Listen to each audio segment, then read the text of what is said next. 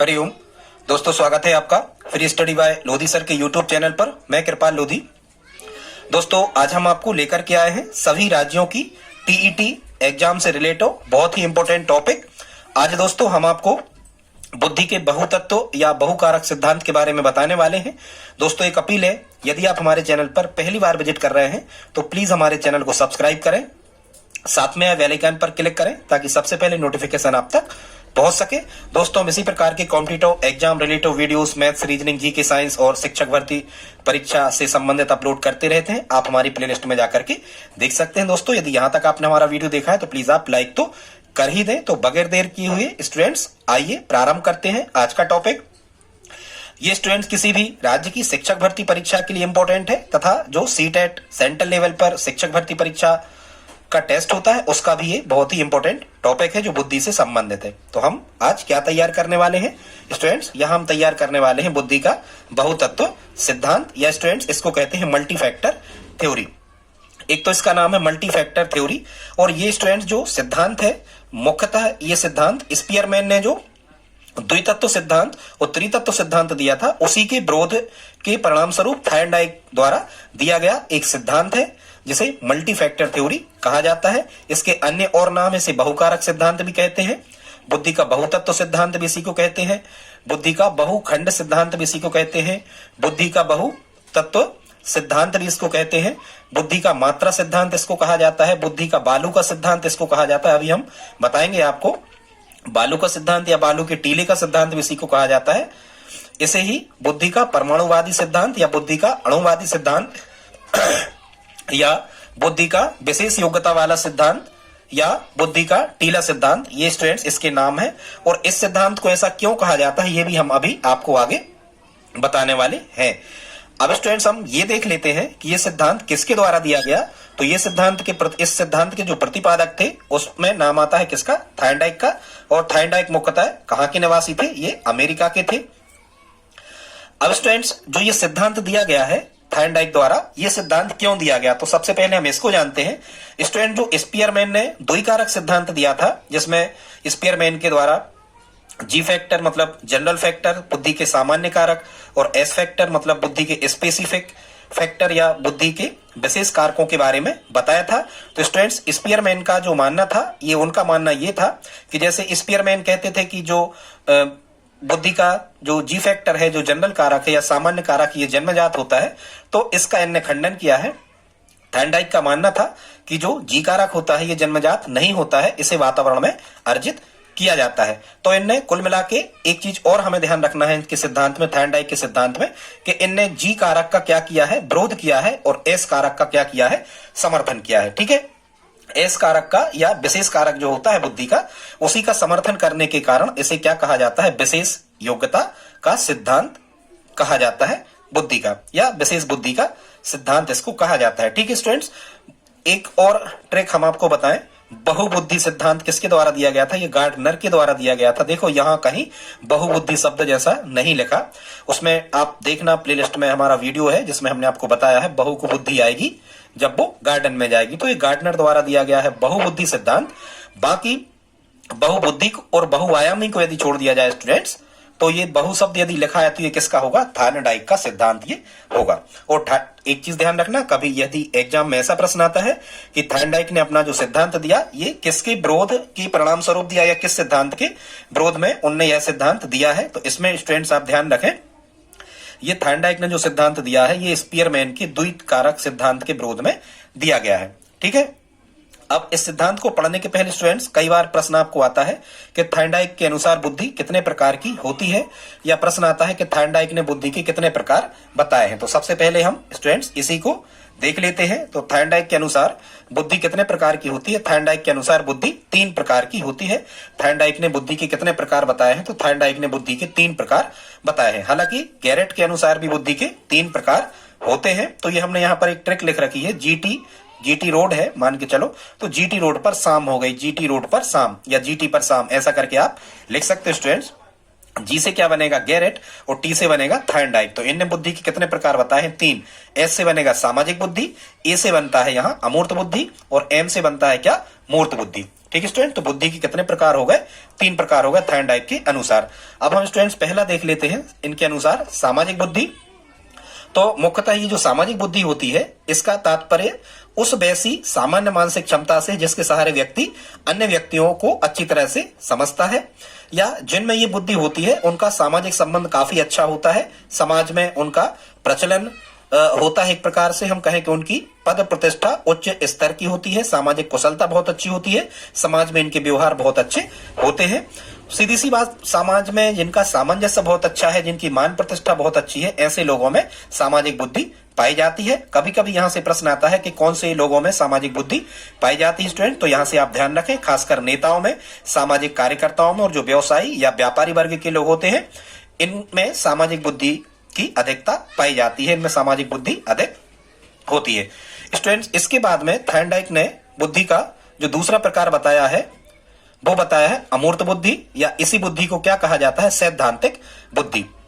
ठीक है स्टूडेंट्स, तो ये अमूर्त बुद्धि या सैद्धांतिक बुद्धि का मतलब क्या होता है? तो ये कुल मिला के ऐसे व्यक्तियों के पास ये अमूर्त बुद्धि या सैद्धांतिक बुद्धि पाई जाती है जो किसी विशेष प्रकार के अंकों को या विशेष प्रकार के चिन्हों को या शब्दों को या सूचनाओं को आसानी से पढ़कर उनके साथ सही व्यवहार कर सकते हैं, उनको समझ सकते हैं। ऐसे लोगों में अमूर्त बुद्धि या सैद्धांतिक बुद्धि पाई जाती है। ठीक है, अमूर्त मतलब सीधी सी बात ये कि ऐसे लोग जो होते हैं ये कुल मिला के ऐसी चीजों या वस्तुओं या खासकर दर्शन के बारे में सोचते हैं जो वास्तव में अमूर्त हैं, जिनको देखा नहीं जा सकता, जिनको छुआ नहीं जा सकता, स्पर्श नहीं किया जा सकता, जिनकी केवल कल्पना की जा सकती है। जैसे स्वर्ग क्या है, नरक क्या है, आत्मा परमात्मा कैसी होते हैं, ये सब चीजों के बारे में सोचना, ये क्या कहलाता है? अमूर्त बुद्धि ऐसे लोगों में पाई जाती है। ठीक है स्टूडेंट्स, ऐसे लोगों में क्या पाई जाती है? अमूर्त बुद्धि पाई जाती है। और खासकर जो अमूर्त बुद्धि वाले व्यक्ति होते हैं ये सैद्धांतिक होते हैं, ये मुख्यतः सामाजिक नहीं होते, ये स्वयं में खोए रहने वाले अंतर्मुखी टाइप के व्यक्ति होते हैं। जैसे कहानीकार है या साहित्यकार, एक ही बात हो गई, दार्शनिक है या वकील है या डॉक्टर, वैज्ञानिक या योगी पुरुष, कोई संत या शिक्षक, इनमें अमूर्त बुद्धि पाई जाती है। इसके बाद स्टूडेंट्स आते हैं हम तीसरा जो उन्होंने प्रकार बताया है बुद्धि का थायरडाइक ने, उसमें बताया है उनने कौन सी बुद्धि? मूर्त बुद्धि, या इसी के अन्य नाम है, इसको व्यवहारिक बुद्धि भी कहते हैं मूर्त बुद्धि को, इसी को यांत्रिक बुद्धि और गामक बुद्धि कहा जाता है। यांत्रिक मतलब ये बुद्धि जो मूर्त बुद्धि होती है ये कुल मिला के ऐसे लोगों के पास में ये बुद्धि पाई जाती है, ऐसे लोगों में ये बुद्धि होती है जो वस्तुओं के बारे में ज्यादा जानकार होते हैं, वस्तुओं को सुधार सकते हैं और वस्तुओं के बारे में अधिक से अधिक जानकारी वो जुटा सकते हैं, वस्तुओं के सामान यहां से वहां खोल करके यहां से वहां वो लगा सकते हैं। ठीक है, या सीधी सी बात, बिगड़ी हुई वस्तुओं को व्यवहारिक बना सकते हैं। ऐसे व्यक्तियों में मूर्त बुद्धि या व्यवहारिक बुद्धि या यांत्रिक या गामक बुद्धि पाई जाती है। ठीक है, जैसे मान के चलो कई बच्चे होते हैं जो घर के अंदर यदि उनका सामान बिगड़ गया तो ये स्वयं ही अपने सामान को सुधार लेते हैं। ठीक है, कहते हैं हम मिस्त्री क्या नहीं जाना, इतना काम तो हम ही कर देंगे। तो ऐसे लोगों में मूर्त बुद्धि या व्यवहारिक यांत्रिक बुद्धि पाई जाती है। मुख्यतः यहां से प्रश्न कैसा आ सकता है स्टूडेंट्स कि निम्न में से किस में यांत्रिक बुद्धि या मूर्त व्यवहारिक गामक बुद्धि पाई जाएगी? ऑप्शन लिखे होंगे या नहीं पाई जाएगी, तो खैर आप ध्यान रखें। मूर्त बुद्धि कैसे लोगों में पाई जाएगी? जैसे इंजीनियर है, कारीगर या मिस्त्री, मैकेनिक है या औद्योगिक कार्यकर्ता है, ऐसे लोगों में मूर्त बुद्धि स्टूडेंट्स पाई जाती है। खासकर हम कहें जो सृजनशील वाला होते हैं, वस्तुओं को सुधारते बिगाड़ते रहते हैं, ऐसे लोगों में मूर्त बुद्धि या गामक बुद्धि पाई जाती है। आई होप आप इतना समझ गए होंगे।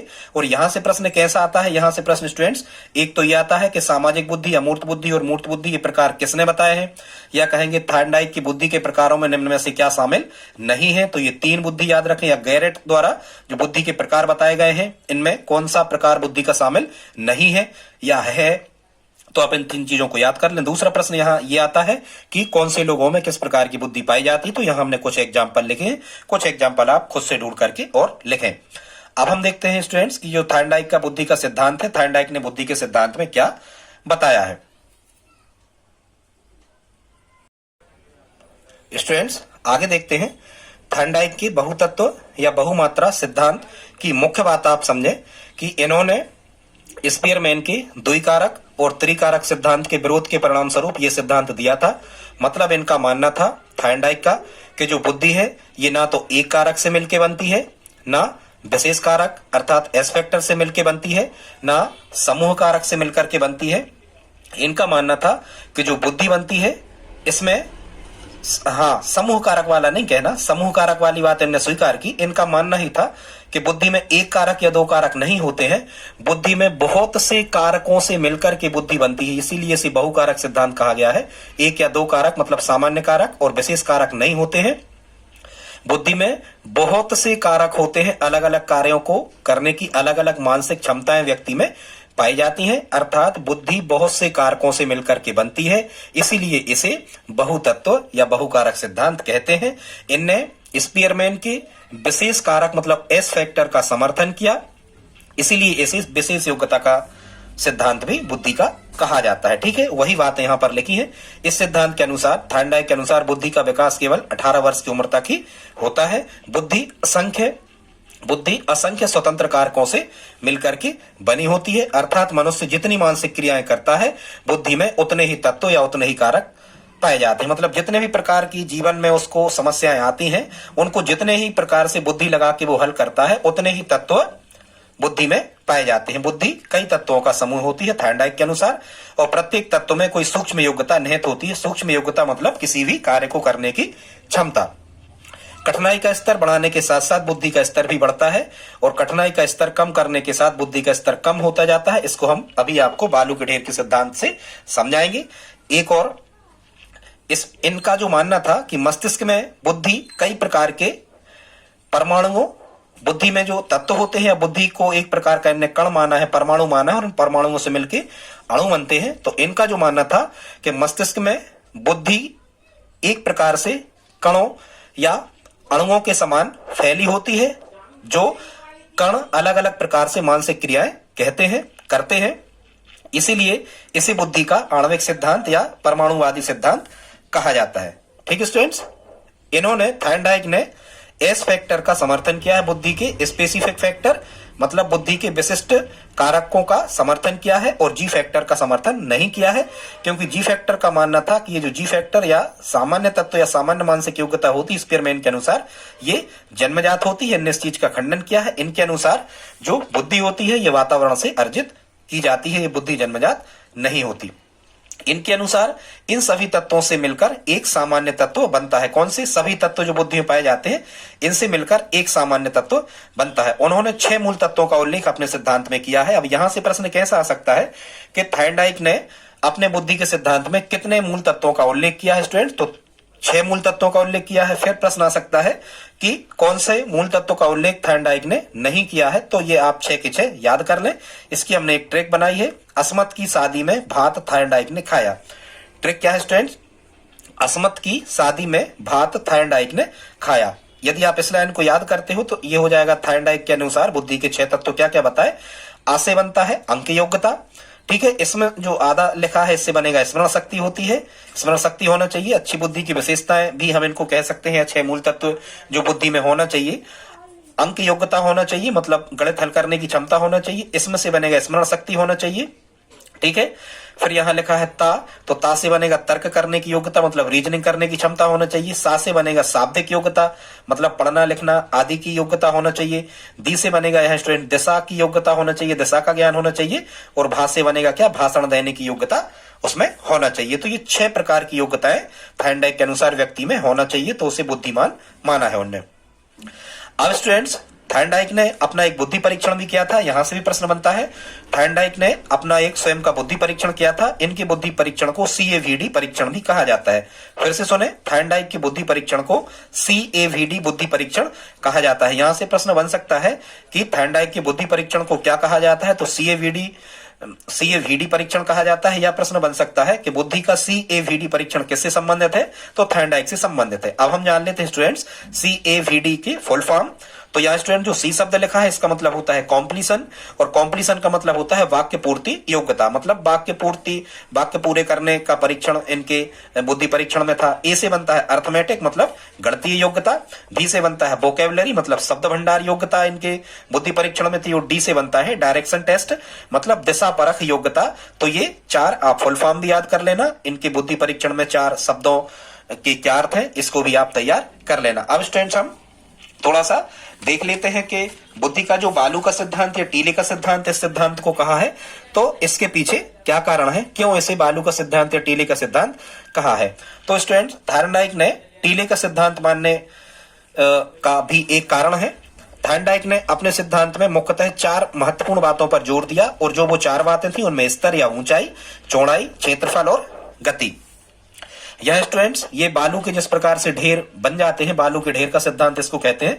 बालू के ढेर हमने एक बनाने का प्रयास किया है, रेत के ढेर है, एक छोटा बनाया है और एक बड़ा बनाया है। इसका क्षेत्रफल कम है और इसका क्षेत्रफल अधिक है। तो ये जो 4 बातें हैं इसका मतलब ये है यदि क्षेत्रफल कम होता है, और यहाँ स्टूडेंट्स पहले तो ये समझ लो कि इनमें इन शब्दों के अर्थ क्या होते हैं। जैसे हमने कहा क्षेत्रफल, तो स्टूडेंट्स बालू के या टीले का जो सिद्धांत है, बालू के ढेर का जो सिद्धांत है थॉर्नडाइक का, इसमें क्षेत्रफल का अर्थ होता है कि मनुष्य दैनिक जीवन में अपने जितने भी कार्यों को करता है, या फिर हम ऐसा कहें कि अलग अलग जो समस्याएं हल करता है, वो अलग अलग समस्याएं मतलब जो भी उसके दैनिक जीवन में समस्याएं आ रही हैं उनको बुद्धि लगाकर वो हल करता चला जाता है।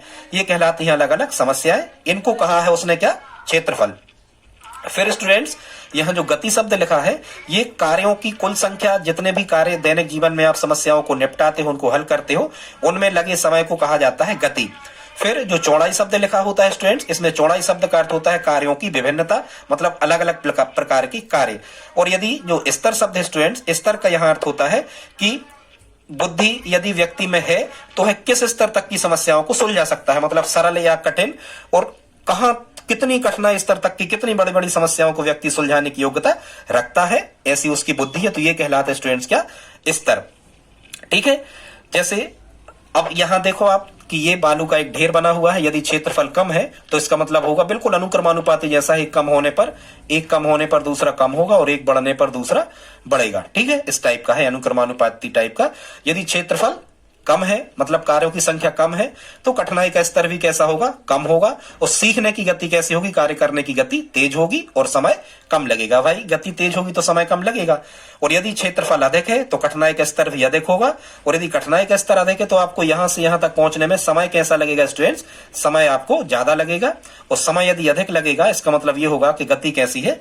धीमी है। कहने का मतलब यहां से प्रश्न कैसा आता है स्टूडेंट्स? तो या तो ये 4 आपसे इन 4 बातों के बारे में पूछा जा सकता है, इन 4 बातों के अर्थ पूछे जा सकते हैं, या एक प्रश्न आपसे पूछा जा सकता है कि यूपीएससी का जो एग्जाम होता है इसमें पाठ्यक्रम बहुत ज्यादा होता है और इसको पास करने या उत्तीर्ण करने में लोगों को बहुत अधिक समय लगता है, जबकि टीईटी का पाठ्यक्रम या सिलेबस कम होता है और इसको उत्तीर्ण करने में लोगों को कम समय लगता है। यह निम्न में से किस सिद्धांत के अनुकूल है, या यह किस सिद्धांत की बात कर रहा है? तो ये थॉर्नडाइक के बहुकारक सिद्धांत की बात यहां पर हो रही है। और किस सिद्धांत की बात हो रही है? ये बात हो रही है बालू या टीले के सिद्धांत की। ठीक है, क्योंकि यही सिद्धांत ये कहता है कि यदि कठिनाई का स्तर कम होगा तो सीखने की गति तेज होगी। आप टीईटी का कोर्स बहुत जल्दी तैयार कर सकते हो क्योंकि इसमें कठिनाई का स्तर कम है, सीखने की गति आपकी तेज होती है और कम समय लगता है। और क्षेत्रफल कम है मतलब पाठ्यक्रम कम है। और यदि आप यूपीएससी की तैयारी कर रहे हैं तो क्षेत्रफल अधिक है, कठिनाई का स्तर अधिक है, सीखने की गति धीमी होगी आपकी और समय इसमें अधिक लगेगा। तो इस प्रकार के प्रश्न यहां से आ सकते हैं दोस्तों। थॉर्नडाइक का सिद्धांत भी सर्वमान्य या सर्वस्वीकार्य नहीं है, इसके विरोध में भी आगे सिद्धांत दिए गए हैं, उन पर चर्चा हम बाद की वीडियोस में करेंगे। दोस्तों वीडियो कैसा लगा प्लीज आप कमेंट बॉक्स में लिख करके हमें बताएं। यदि चैनल पसंद आया तो प्लीज सब्सक्राइब कर लें, और यदि आप हमारी हेल्प करना चाहें तो इसे अपने दोस्तों के साथ स्टडी ग्रुप में शेयर जरूर करें। मिलते हैं अगले वीडियो में, तब तक के लिए जय हिंद जय भारत।